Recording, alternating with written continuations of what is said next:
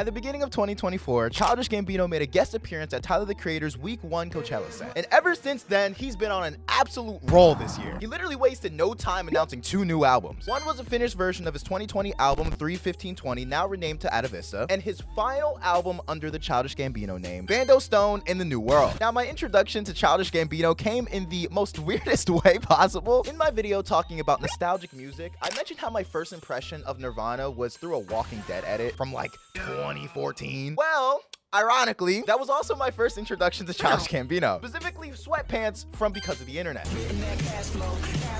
And then would casually hear songs like 3005 and Heartbeat being played around me, so much to the point to when I reconnected with those songs years later, I immediately knew the choruses to these songs. It's so fucking catchy. I wanted you to know that I am ready. And then the most influential song from my childhood, Redbone, that was my shit, bro. I remember that song being played on the local radio station to and from school, and I had no idea that this was the same Childish Gambino that made fucking Bonfire. I mean, Redbone was everywhere. My mom loved the song, my grandma loved the song, and shit, it's even in the opening credits of my favorite Jordan Peele movie, Get Out. Stay woke, niggas creeping. So throughout my childhood, I always knew who Childish Gambino was. Unfortunately, I wasn't one of those kids that was listening to Because of the Internet as soon as it came out, reading the screenplay alongside it. I was just a dumb casual listener. And it sucks, to be honest, because I didn't become a serious fan of him until his retirement announcement. And that announcement is what intrigued me to dive deeper into a discography I always respected from afar. And let me just say, I was not disappointed. Firstly, Ada Vista was my favorite song of the summer. You had the title track, Psilocybe, Human Sacrifice, and Final Church being some of my favorite songs off of the album. And then To Be Hunted being my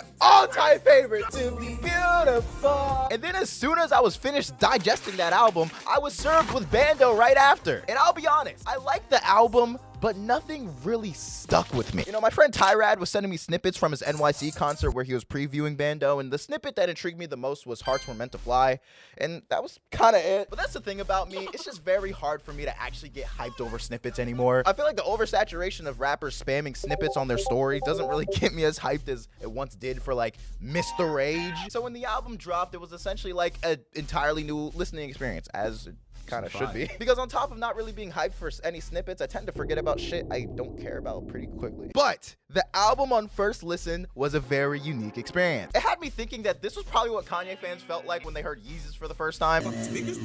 Because that was the most accurate parallel that my brain was making when I heard Hearts in CD quality for the first time. Some of the songs that I liked on first listen were Lithuania, because it came out as a single while I was at VidCon. Same thing applies to In the Night. I also really liked Yoshinoa, and I really liked the song with Yeet, and then A Place Where Love Goes. Those were the songs that really stuck with me. And luckily enough, just the other night, I actually went to a Childish Gambino concert. You know, the tour he's on right now, which is supposed to be his last tour ever. Because of course I had to become a super fan of him after he's retired. And let me just say, this show changed the entire album for me and how I see Childish Gambino as a whole.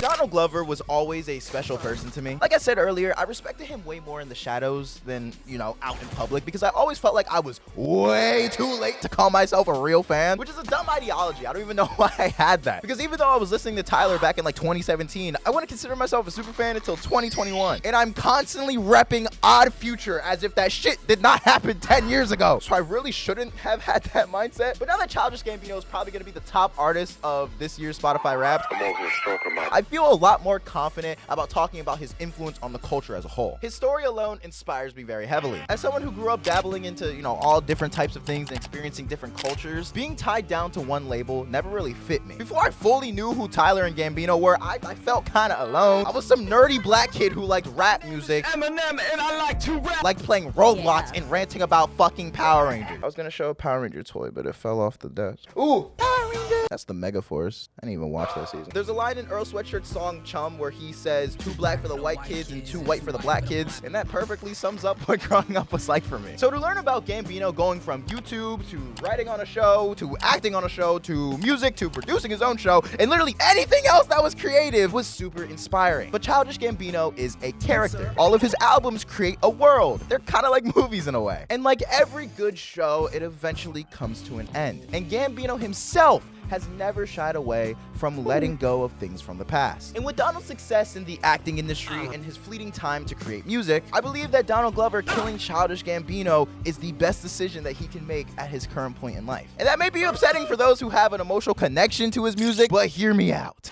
I've recently been diving into the world of Because of the Internet, learning everything I can about the album. And one thing that really struck me was the 3005 music video. I've seen this music video probably like 100 times, but I never really sat down to think about the meaning of the music video until I came across this video. It basically explains the symbolism of the music video, which is exactly how I now interpret the music video after many rewatches. The music video begins with Gambino on a Ferris wheel with a teddy bear. As the video goes on, the teddy bear gets more and more beat up. The couple behind them gets older every time the camera pans back to Gambino, until eventually the bear is completely destroyed. And then Gambino's gone and the world's on fire! Because basically in the music video, the Ferris wheel represents life. Everyone is essentially connected to the same thing, which is this Ferris wheel. We're all walking the same path in life, you feel me? So the fact that everyone is gone and dead within 3 camera pans is a really good representation of our lives. Life is precious, and we can be gone in just couple of seconds. So appreciate the moments while you're in them. I believe that this music video represents exactly why Donald Glover leaving behind Gambino is a good thing. Because all good things must have an end. It's bittersweet messaging if you ask me. I mean, my last video talks about this exact dilemma I feel with Kanye. And so appalled off of his Dark Fantasy album, Jay-Z spits the verse,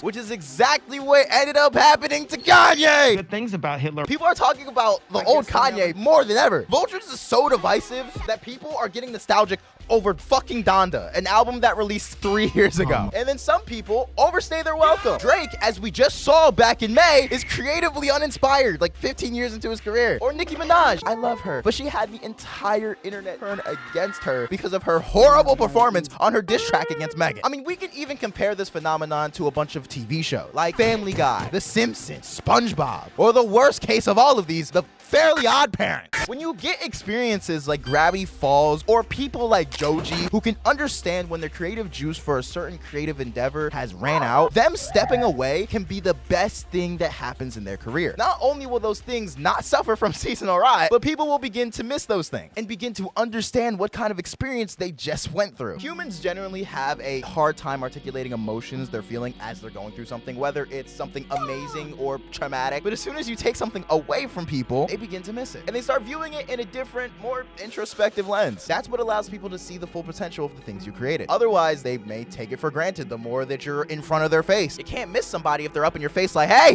buddy, listen to my new album For All the Dogs.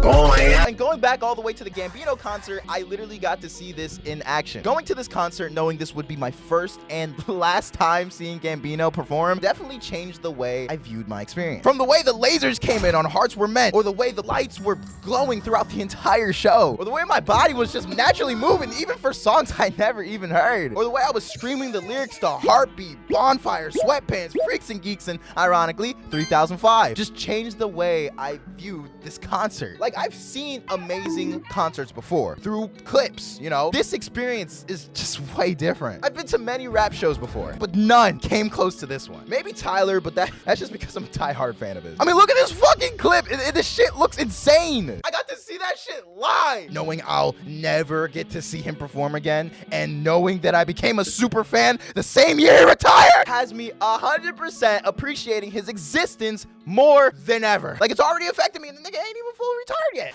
In conclusion, I believe that Childish Gambino's mindset on creative endeavors is great. Most people get stuck in the past. Most people try to rehash a moment or get too comfortable once they find something that works. But it's those that break boundaries and go outside of the box that get my true respect. People like Tyler, Kanye, Joji, and so many other people breaking barriers in not only music, but fashion, content creation, and just so many other things. I think it's a beautiful thing that we all get to actually witness the end of Childish Gambino on his terms. Not a lot of people get that luxury. You know, I've had some of my favorite artists taken away by drugs or gun violence where we never get to see their fullest potential. But the fact that we have the privilege to see Gambino tell us directly, hey, this is everything I got, it is a true win. And I wish Donald Gluck luck in any endeavor that he wishes to partake in. Not that he's gonna need it, but I'm rooting for him. I'm rooting for him. And to end this video on a really nice note, there was a comment on my I Hate Being YouTuber, It's Awesome video where they called me the Childish Gambino of YouTube, and I feel like that is the best comparison that I've literally ever gotten. I mean, take a quick scroll through my channel and you'll see exactly what I'm talking about. I've dabbled world in music, voice acting, writing, streaming, and all different types of genres on YouTube. And this shit's only the beginning. You know, Childish Gambino once said, I am the son of Kanye. Well, motherfucker, I'm the son of Childish Gambino. I'm by your side till 2005. All right. Thanks for watching. I have nothing funny left to say. Leave the video